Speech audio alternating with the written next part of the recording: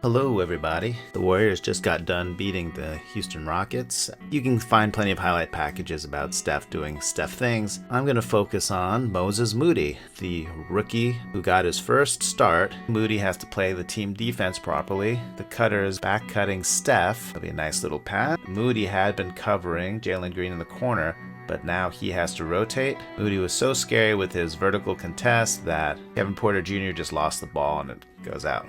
Moody comes over to do a little split cut with Steph, setting a pin down for Steph. Kevin Porter Jr. over here is dying to cover Steph. Much later in the game, he trash talks Steph and pokes the bear and wakes Steph up and all that. He's observing Steph even though the ball's over here. So in some ways this is very alert defense. So Steph says, everyone's expecting me to zig. How about if I zag instead? And he cuts to the basket. There he goes. And here's Kevin Porter Jr.'s so eager, he says, I'm going to switch on to Steph. And Jalen Green says, no, I'm already got Steph. And no one ever got fired for following Steph, but that is going to leave Moses Moody completely open. I don't think the Rockets were trying to leave Moody open all game, but definitely he was the lowest priority cover. And there he hits the open three, which is exactly what you want out of him. You don't need him to create shots, but when the defense bends, hit that open three. Moody showed me a lot of hustle on the boards. He didn't always get the rebounds, but he was pretty active. Here's the end of a kind of wacky play where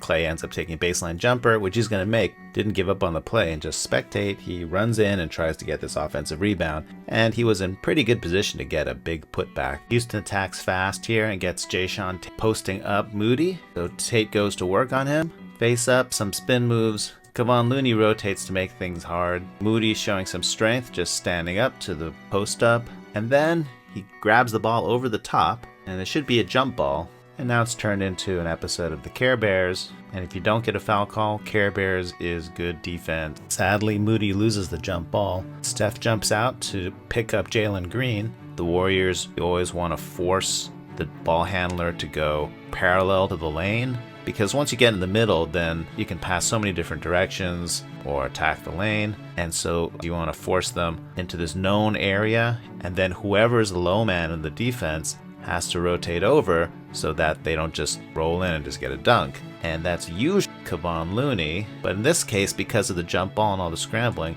it's Moses Moody. So let's see, does Moses Moody in fact rotate properly as the low man help? Steph does the right thing and closes out in a way that forces Jalen Green to go this way, and here comes Moses Moody. Good rotation, forces Green to pull up for this jump, contests without fouling, forces the miss.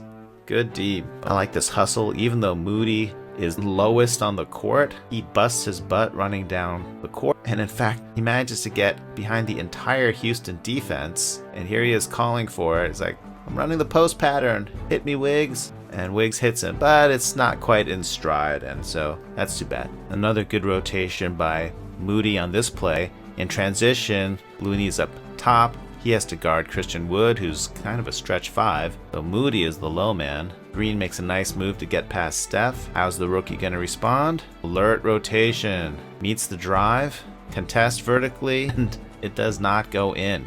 On this play, Clay posts up Jalen Green, which forced help to rotate off of Moody in the corner. So Clay is going to get into the paint, and I think he wants to rocket a pass to the opposite corner. Corner threes are a really good proposition, and that's going to cause Eric Gordon to step in to try to intercept this pass. There goes Gordon, and Clay sees it and sends it to Andrew Wiggins, who's really open, and he pretty much should take this shot, but he's definitely getting with the Warriors program, and he knows that he wants to force feed the rookie, so instead passes it. It was the right shot to take, can't make them all. Jayshawn Tate makes a nice cut against Clay, which forces Moody to rotate. If the offense was truly alert, they would notice that they've got a completely open man where Moody left to rotate, but instead, good contest. Jalen Green tries to straight up ISO Moody. That little burst of speed, and Moody did foul him. Moody goes all the way across to screen for Clay. Houston calling out switch. So Green is going to switch over to Klay Thompson, and Moody's going to make a nice audible and say, okay, that's my cue, I'm going to cut. And Kevon Looney hits him with the pass. Moody has this funny habit in his drives. He often drives in one direction, and then as soon as the defense touches him, he immediately spins back the other way and picks up his dribble. Moody doesn't panic. Steph is over here calling for the ball. Steph steps back to the corner. He's got Christian Wood on him. Moody hits him with the quick pass. Not a bad idea. Tate comes right back and decides, I'm going to run this ball right at Moody and just power through him and finish.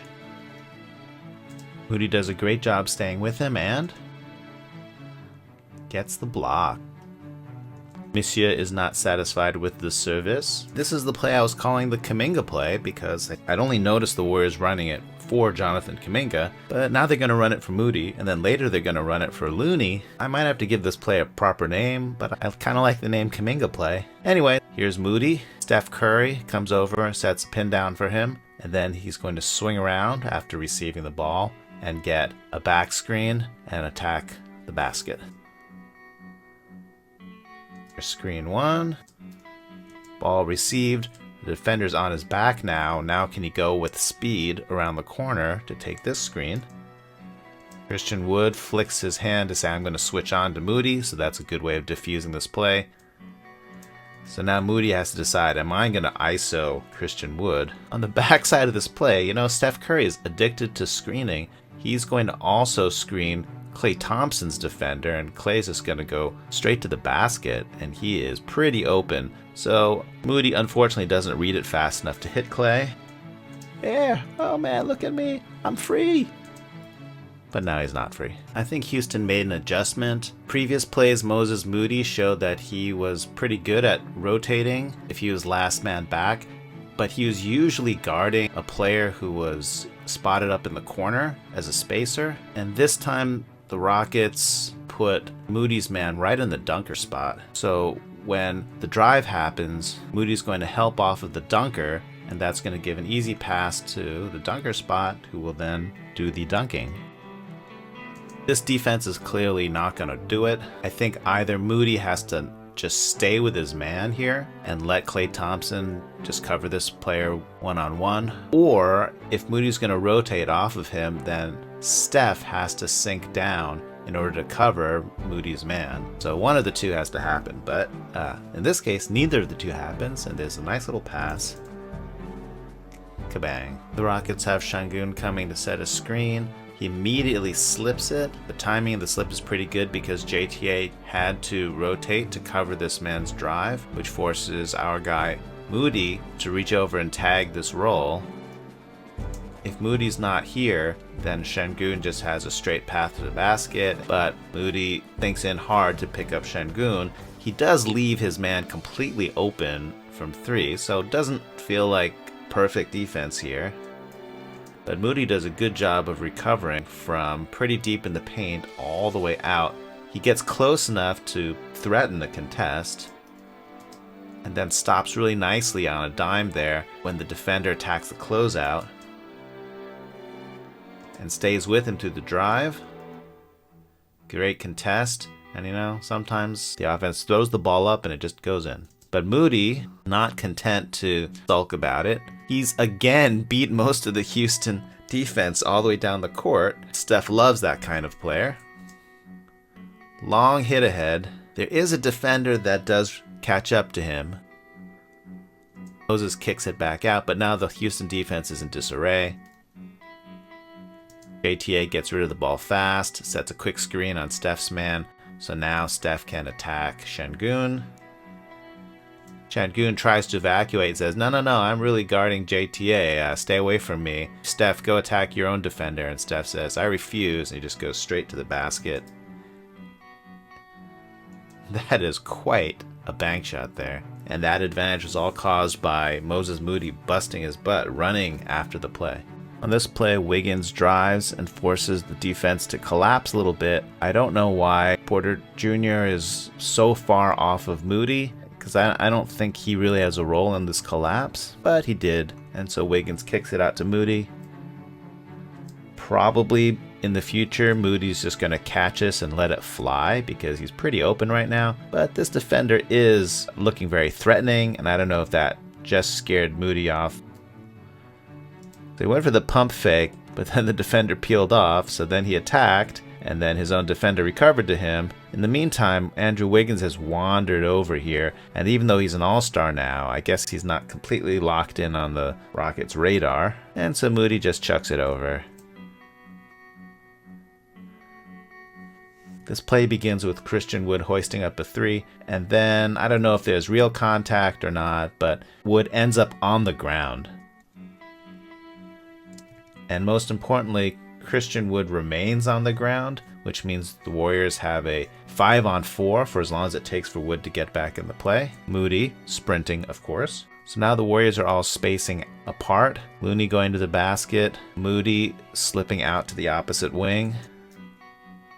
Houston is already outnumbered, and they make it worse by sending 2 men to pick up Poole. So Wiggins has to just find the open man, and that is Moody over here. And then Gary Payton II is going to be very helpful and point out that Moody's open. Go. And this is pretty much what Moody needs to do to stay on the floor. If he can hit half of his open threes like this, then that is going to be super useful. Moody showed some, in general, pretty good team defense. There were some glitches. On this play, Steph Curry had to pick up Christian Wood in transition, and the Warriors are going to send a double team, but Moody and Kevon Looney did not get straight who's going to go double team. So then they both end up stepping towards Christian Wood, so this is a triple team, which is a bit of overkill, and then the kick out comes, and it's going to be too late for Kevon Looney to jump out. This handoff, Eric Gordon's going to swing over, get this dribble handoff, and Moody or Wiggins has to stay with Eric Gordon. Wiggins seems to think it's a switch. Moody does not think it's a switch, so he's just staying. So Gordon has enough space for him to launch this. The Warriors got lucky there, but they won't always be lucky. Houston is attacking fast in early offense. Moody is covering this player, but just like in the first half, Houston has started to cut Moody's man behind him when Moody helps on drives. So Green does get into the paint. There's no one on the team because of the transition who can possibly help on this. So probably not the right move for Moody to help so far off of this guy. Maybe in an ideal world, he would have stayed closer to his man and then rotated at the last minute at the rim. But this is a sure layup and a foul. This is a scramble after an offensive rebound. One Rocket got caught cherry picking. Jayshawn Tate and Christian Wood seem to think that they've got Kevon Looney in a classic love triangle, and that leaves Moses Moody completely open, and also Klay Thompson. The Wiggins throws a mega skip pass. That's a lot of hustle to get back into the play. In the meantime, the love triangle full of misunderstandings and hard feelings continues, which leaves Moody continuing to be completely open, and Steph continues to signpost saying, "That way for an open three, young man." So Klay drives to get a better angle for the pass. Bang. On this play, Moody's guarding Jayshawn Tate. Tate sets a screen and starts wandering off, trying to force Kevon Looney to switch to him. I don't know why Moses Moody is sunk so far back on this play. I think he's got to be right up on this screen. And it's too late. Kevon did switch. Moody needed to be much closer to this shooter.